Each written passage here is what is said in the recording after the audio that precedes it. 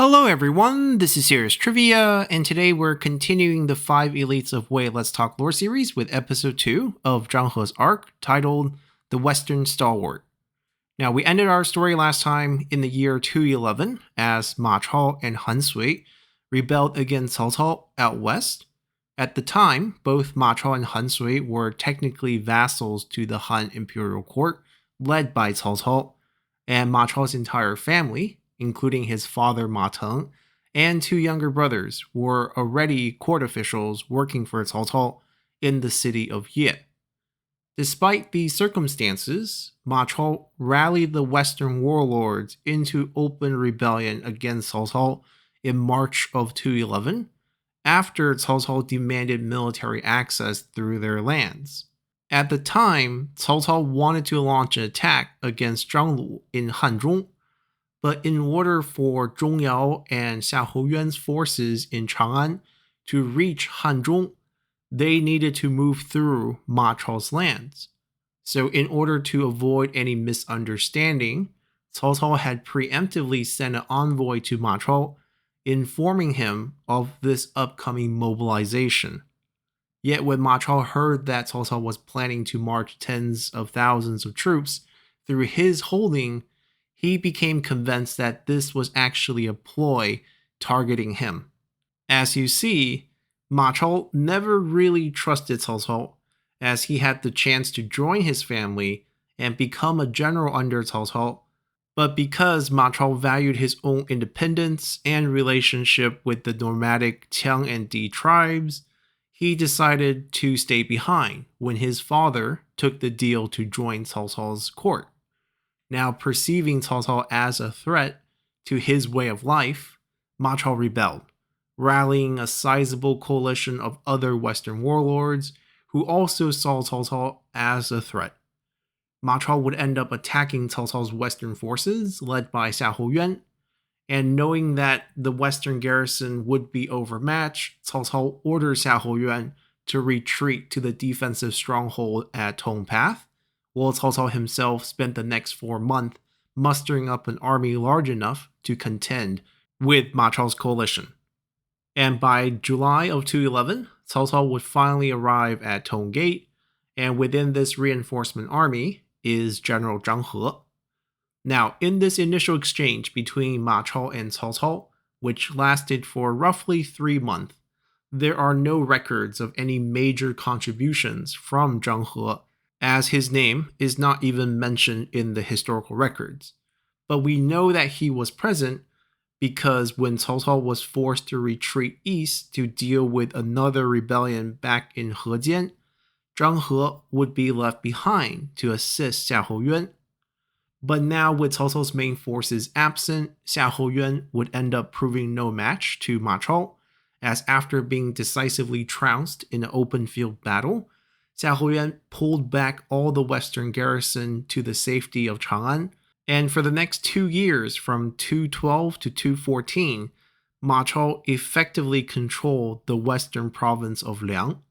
Finally, in 214, after being betrayed by some former Han officials, Ma Chao was forced out of the Liang province as he would flee south to join Zhang Lu. Now, with Ma Chao out of the picture, Xiahou Yuan finally mobilized his army out of Chang'an to restore order to the Liang province, as there were still many minor warlords as well as Qiang and Di tribes that remained defiant to the Han court. And it would be during these minor campaigns against the likes of warlords such as Song Jian and Qiang tribes that Zhang He started to showcase his talent.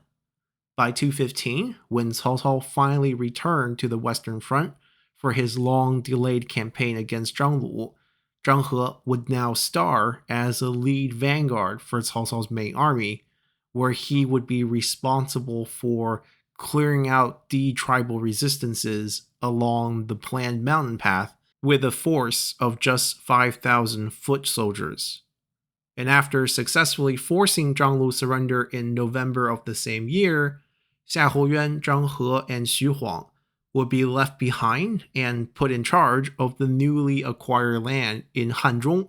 as a new campaign into the Ba region in the south would be immediately planned, to put pressure on Liu Bei, who had just taken control of the Yi province from Liu Zhang. As a key component of this campaign, Zhang He was ordered to attack the commanderies of Baxi and Badong with the intentions of seizing the local populace and forcing their migration back into Hanzhong, as Cao Cao wanted to damage Liu Bei's economy while enriching his own. Yet before Zhang He could descend down the mountains of Hanzhong to reach Baxi, the newly appointed administrator of Baxi in Zhang Fei responded in kind, as the two armies would bump into each other on the mountain path. Now, because of this unique terrain, neither side could launch a proper attack, as in the end, the two sides would both opt to just setting up their encampments on the mountain path to block the other side from advancing farther. Eventually, this stalemate that lasted for more than 50 days finally broke, as Zhang Fei wisely took an elite force of 10,000 troops